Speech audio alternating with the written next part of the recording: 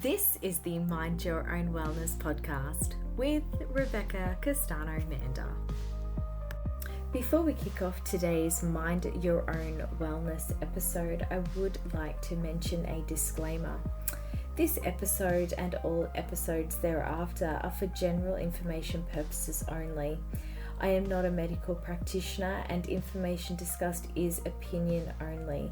Please consult your licensed care practitioner or medical professional for advice as required. Hello everyone, welcome back. It has been a hot minute since I got myself in this seat to record a podcast. Honestly, I don't know that I've been feeling it. I've had so much going on mentally and physically that I guess there was just so much I wanted to say and I didn't know how to say it. And then very unfortunately, and especially if you follow my socials, you may have noticed or seen that I'm going to be heading into hospital soon, which is an extra little bit of kick in the guts. And I felt the need to record a podcast before I go into hospital because I am quietly pooping myself. And so let's get into why. I've shared a lot on the podcast about my brain injury and how I sustained the brain injury, but one thing that I haven't really delved into is the other little beast that I've had to deal with my entire life, and that is bowel issues. And probably it probably would have been maybe 6 years ago that I was originally diagnosed with bowel cancer. And very, very luckily for me, I pushed really hard and I got it removed, and happy days, and I am still here, which I'm eternally grateful for. But since then, it's been just an ongoing battle to manage it, navigate it, and especially my recent episode with Talissa Grima, Talks with Tiss Nutritionist. I engaged her around a year ago because I really needed help with my health, and Tiss was amazing with giving me some guidance on how to really get my bowel doing what normal bowel should be doing, which has proven a huge help. It's not a cure, it is not a magic bullet, but it has definitely helped. Unfortunately for me, about 2.5 weeks ago, I've honestly lost all track of time. There's been so much happening and it's been all consuming. But essentially 2.5 weeks ago, or around then, I noticed that my body was really doing some strange things. So if you are easily grossed out, then probably don't listen ahead. But this is especially helpful because if you are a woman listening to this and you are in any way concerned that you may have bowel issues, then this could be helpful. So for me, I always have bowel issues. I have been constipated more in my entire life than I've been anything else, literally. There have been times where I have looked full-term pregnant because I haven't been able to have a bowel movement. And I kid you not, that has happened more often than you would like to think, to a point where I've been hospitalized many times to do bowel evacuations. And unfortunately, with anything bowel related, it's not something that people want to listen to. It's really gross. Like, you don't want to talk about your poo. People don't want to hear about your poo. People don't want to look at your poo. And you certainly probably don't want to be sifting through your poo either. And that is literally my life. I have to do that. So a few weeks ago, I got quite unwell. I don't know if it was food-related, bacterial infection, I don't know. But I had some diarrhea, and it was really weird because, like I was just saying to you, my issue is constipation. And so when I'm constipated, that's kind of the norm for me. It's not an ideal norm, but it is in fact a norm. So constipation is something that I'm very well versed in, and I kind of go, okay, this is what I need to either eat, drink, or do to try and get back on track as best I can. But when I had diarrhea, I went, well, this is weird. And it wasn't gastro. And I thought, this is really concerning. Anyway, that led to, and this is where it's going to start getting a little bit more gross, unfortunately, it led to some bleeding in my bowels. And I am no stranger to blood in my bowel movements because that is one of the key symptoms of bowel cancer. Doesn't make it any easier to see. In fact, it probably makes it really hard to see, because if you're already concerned or doubting how you're feeling, or you're getting overwhelmed or overthinking, or just going, what's going on? It's one of those, I guess, signals to go, maybe you're onto something. And it's that, the physical side to go, oh, please don't be. Anyways, so my husband is great. I go to him all the time if I'm feeling overwhelmed, and I go, and I'll say to my husband, can you just talk me off the ledge a little bit? This is what I'm feeling. And he'll go, okay, what have you seen? What is fact here? What do we know for sure? And he is amazing for doing that, because I am from 0 to hero in 30 seconds. I get very just overthinky very, very quickly, and he is the one to bring me back down to earth and go, okay, well, let's think rationally and logically. So he did that, and he was great. And he said, look, it could be just the fact that, your body is not used to doing these bowel movements, and it's burst a hemorrhoid. And again, another gross thing. So I did warn you before that if you weren't ready for the gross stuff, to stop listening. But so anyway, that was fine, and that went on for about 2 weeks. So I was losing extensive amounts of blood from my bowel for about 2 weeks, which obviously then led to me losing a lot of blood, feeling a bit dizzy, yuck, just not myself, and my iron levels had dropped. So I didn't want to go to the doctor. And I think I have not only personally experienced it, but I've also been in a situation where I've seen my friends, I've seen people that I care about very deeply suspect something's wrong, and we don't go to the doctor, and there's normally one reason for that is because we don't want to hear what our worst fears are coming to. And here it comes, the waterworks. So I'm going to try and hold myself together for this episode. But so I went to the doctor. So firstly, I called the hospital because I am on a surveillance program, which is great because I have had a 20 millimeter tumor removed. I can't pronounce the word. I think it's adrenochrome, something like that. I have had a 20 millimeter cancerous tumor removed from my bowel, and that was approximately 5 years ago.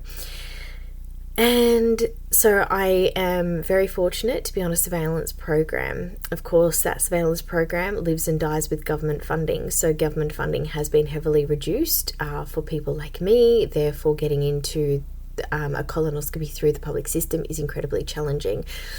But here we are. So I am on a 12-month surveillance program, which means every 12 months I should be going into hospital for a colonoscopy to ensure that no other tumours have grown back, and if they have, there's hopefully time to remove them without it spreading or becoming,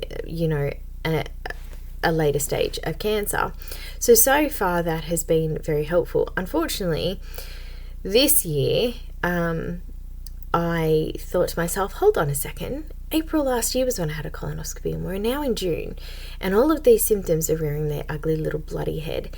So I called the hospital because I was terrified that I had been removed from the wait list, which is not uncommon, especially in the public system. So luckily I called the hospital, and they said, no, you are still very much on the wait list. And I was literally overcome with joy. I was so happy. And they said, you'll receive a call. This was on June 10th. You'll receive a call within 30 days. So I've been counting down those days since June 10th. Unfortunately, 2 weeks ago, as I previously said, that's when symptoms kicked in. So I was extremely dizzy. I was having lots of fainting spells, which the problem for me is because I have a brain injury.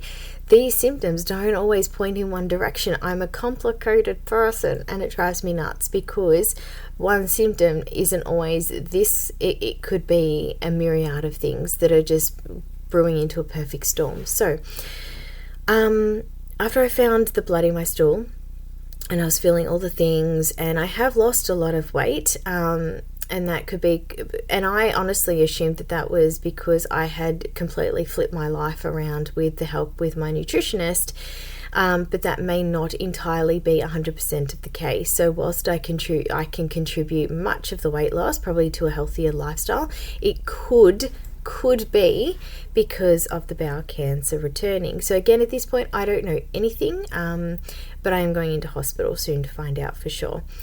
So I went to the doctor. Sorry, I called the hospital, and the hospital had said, basically, thank you for updating us with your symptoms. In order for us to escalate your position on the wait list, you'll need to go to your GP. As I'm sure anyone who has been in this situation will know, in order to be taken, to go up the wait list, because you have symptoms, you always need to go to your GP or your specialist for them to send an updated referral. So that's exactly what I did Monday night. So the Monday Monday, I don't even know what day it is, but on a Monday night, very recently, I went to the GP very late at night, and I was waiting for hours and hours and hours, which again is not uncommon. So as I was waiting for my GP, I finally got called in, and I had, again, anyone who has had problems with their bowels or their movements and have been required to, I guess, take evidence of this, i.e. photos. Yes, it's gross, so don't ever look through my phone because you will see things you don't want to see. Pardon me, not naked photos, but definitely my poo. So when I went into the doctor, she weighed me. She provided me with an examination, which the hospital also requested. So that was deeply unpleasant and uncomfortable and not at all what I was wanting, but it was a requirement. So I had a deep examination. My weight was checked, all the things. I showed her the photos of my bowel movements, and that's when it was basically, you need to get in as urgently as possible. So I then got the confirmation from the hospital that I'm going in, and I got a phone call today to book me in. So yay for me. And that's, I guess, what has triggered me to want to do this podcast, is my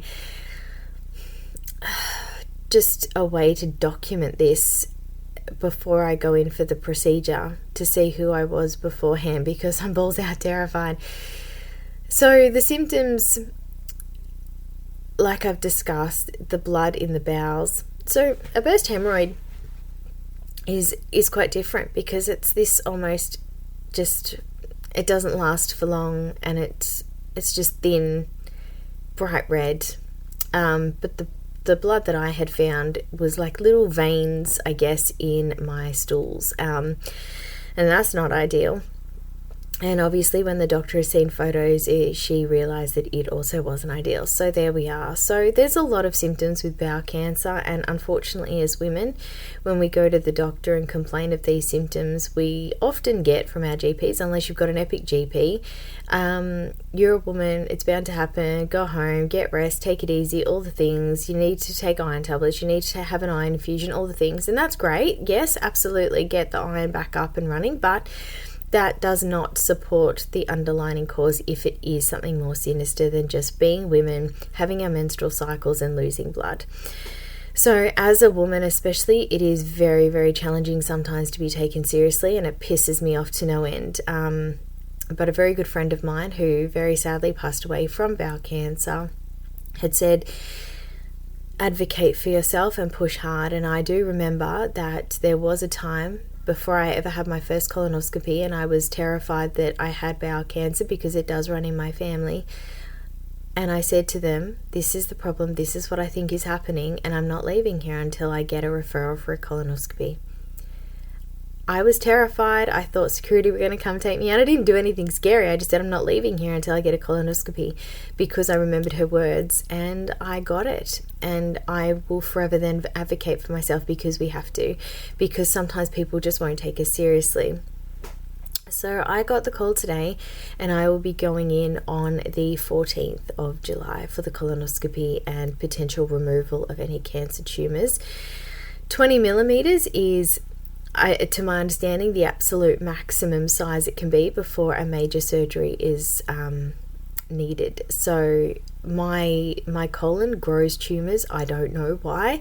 I have asked specialists. No one can give me an answer. So if anyone listening to this has an answer for me, I would love to hear it, because I am all about solving problems and addressing what I need to, and I would love to know why my body is growing tumours and how I can stop it, or what I can do within my control to try and live longer, and not have tumours growing in my bum all the time.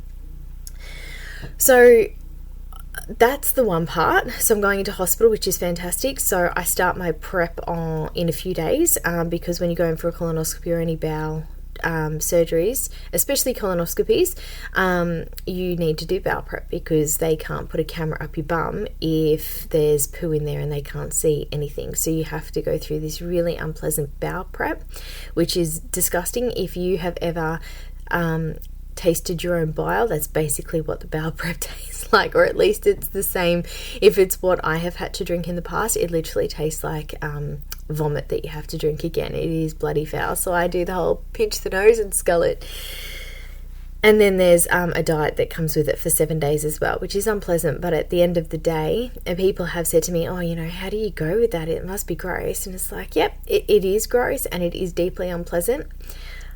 But I'd rather do an unpleasant 7-day meal plan than be in the ground. And that's honestly, at this point, what it's coming to for me, which is pretty terrifying in itself. So Monday coming in July, I am so delirious.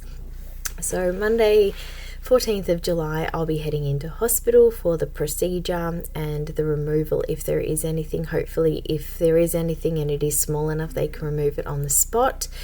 I will obviously update everyone in a future podcast about the outcome, because this podcast is not only just for supporting people or supporting women with their wellness journeys, but also a bit of therapy for me just to get out of my head a little bit, because honestly, when I get inside my head, it's a bit dark. There's a bit of honesty for you.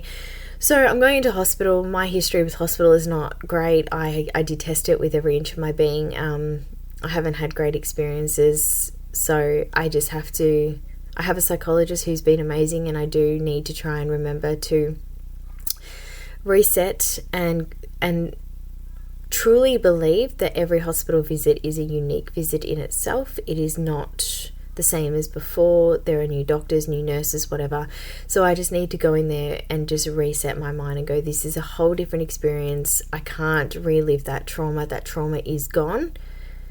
I've released it. This is a new experience. But what I am excited about is I recently met this wonderful woman, Gemma, who owns M Sensory Apparel, and her own story is, and I actually want to really get her on for a podcast, because I don't know, I think it's energies that are attracted to one another, but my gosh, this woman is a powerhouse, and the trauma that she has existed through, which I will not share because that is not my story to tell, but if she ever does want to share it, I would love her to come on and share it with you.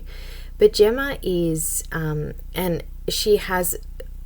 I honestly don't even know the clinical words for her qualifications, but she's absolutely next level. And she owns M Sensory Apparel, which is basically, in layman's terms, which is right up my alley, sensory clothing, which I have got socks for.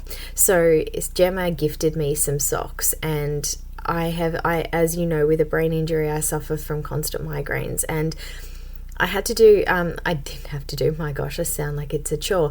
I have Mind Your Own Wellness workshops where I teach anyone who wants to come along how to make their own skincare and hair care products so that you don't need to go and buy the ones with the chemicals in them. So I teach you how to make your own.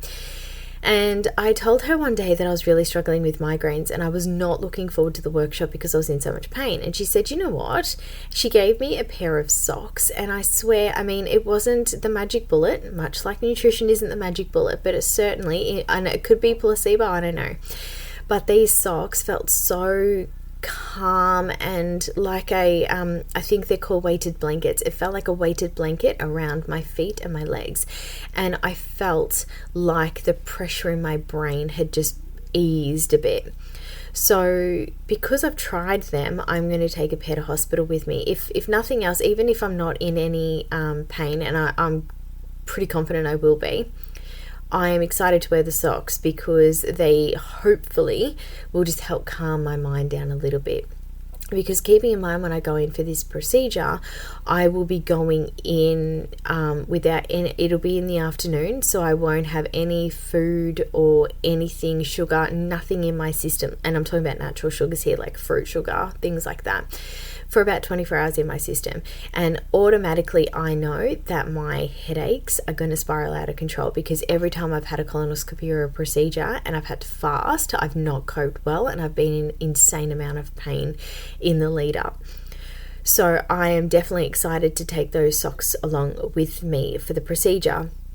And then I guess we'll find out the outcome when I wake up, which is freaking me out. But that basically is where I've been at. And there's been so much going on with me. That's why I haven't jumped on. But and even when I have wanted to talk, I haven't necessarily had the energy to jump on and talk.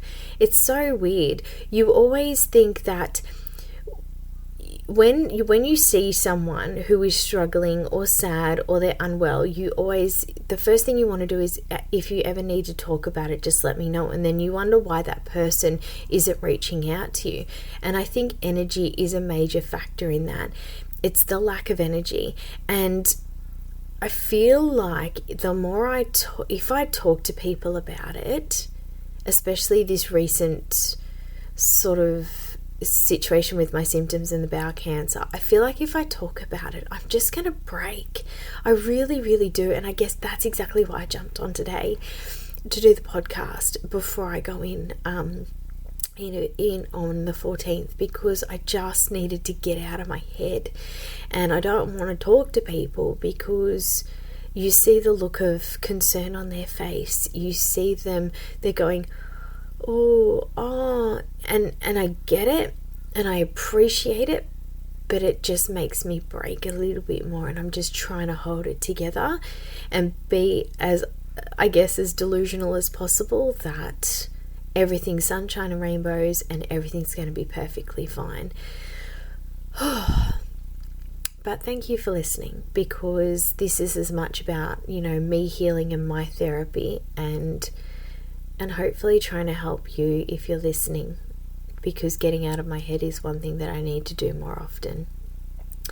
So I've discussed my symptoms. If you do have any questions about any current symptoms that you may have, I'm not a doctor. I have I'm not a gastroenterologist or anything like that, but I can tell you from personal experience what I've experienced going into surgeries. I recently just had a woman contact me who has just had surgery recently, and I didn't tell her my exact experience, because my exact experience is always going to be different to yours or someone else's. And I didn't have very good experience in the last in a couple of surgeries ago. I've had so many, it's very unpleasant. But I guess when I was saying to you before about the trauma that I have to let go, I release it, but I remember it, because it's always good to remember things. Not hold on to them, just have it in the back of your mind, because if you ever need to tell someone about something you've experienced, or something that has occurred, or something that happened that wasn't successful, or something that happened that was successful, it's really good just to keep those in your memory so that you can share them. So for example, one particular colonoscopy I had shortly after my car crash was that my and I don't know the technical terms for these, but it was something to do with my neuroreceptors weren't playing nicely with the rest of my body. So when I was actually under anesthetic, my brain decided to wake up sporadically, or I had brain activity, something along those lines, sporadically, which meant that under anesthetic I had been forced awake, which is obviously not ideal when you have doctors with instruments in you, and at that point I had begun coughing and gasping for air, and that was not good, and I was put in intensive care because of the suggestion that the pre-existing brain injury had affected my body's ability to stay under anesthetic. And I won't go into detail with that. If you have any questions about that, you're welcome to contact me and I can share them with you, but I don't want to panic anyone and unnecessarily with those details. And again, that is my own personal experience. This is not common. This doesn't happen often or ever. I've spoken to many people and I've never had that happen before. So it's not something that does happen often. I think it was a very unique situation, but one again that I've lived through and that I have the experience now to adapt to. Whew, thanks for listening. That was really good to get off my chest. And if anyone actually, before I do leave you, if anyone does have any concerns about their bowel, so I've met a wonderful woman, again, I meet so many wonderful people, who has Crohn's disease, and she has not seen a nutritionist, so I was lucky enough to pass on some guidance from my nutritionist. And anything that I say, you take it and you leave it. It's entirely up to you. I am just living through it, and my experiences are my own. They might help you, they might not. So don't take anything I say as gospel. It is only my experience and the experience of when I talk to people. But this lovely young woman has Crohn's disease, and I said, hey, my nutritionist said 2 kiwis a day and 4 litres of water, and honestly, it's worked a really good treat for me. Again, not a magic bullet, not a silver bullet, not a cure or anything, but it certainly helps me. And if nothing else, you know what? Having my bowels not move is painful, but it's also stressful, because then I go, oh, I haven't had a bowel movement today. Oh my goodness. And I know you might be listening to this going, oh my gosh, you're really stressing about these bowel movements. Lots of people don't have a bowel movement every day, and that's fine. That's perfectly okay. And all I can say to that is I live it every day. So that is something that I need to manage for myself, and I need to watch for myself, because it overwhelms me and scares me. And if that's what it's doing to me, then I need to find out ways that I can overcome that for myself. So for the young lady who has Crohn's disease, irritable bowel syndrome, all the things, it was really great for me to be able to say, my nutritionist said this. I don't know if it'll work for you, but it's certainly been a little bit of a life changer for me. I met a lovely woman who owns, I think it's Dream 2 Decor, and she's at Helensvale Farmers Market, and I met her when I was morbidly unwell. Like, I was really, really unwell. And I remember her saying, you need to see a nutritionist because you have lots of things going on in your body, and I reckon it's all starting in the gut. She's not a doctor, but she gave me some epic advice through personal experience. So I immediately found a nutritionist, and here I am. So sometimes it's just really good to talk to other women and embrace what they have to say. You don't have to take what they're saying as gospel. You don't have to follow what they say, but it's just really good to hear things and to learn from others' experience. So that was life-changing for me to say, okay, I'm going to go see a nutritionist, and here we are. So I think that brings us to the end. I'm so grateful to be able to finally jump on and give you another podcast. I'm hoping to get some more guests on board soon when I get my head in the right space. And I hope that I'll be tuning in with another episode after the 14th, because I'm really, really excited to be on the other end of this. So thanks again for listening. You are all amazing, and I hope you are all well, and have a wonderful day, afternoon, evening, and say hi to your family for me. Yours in Wellness, Rebecca. Bye!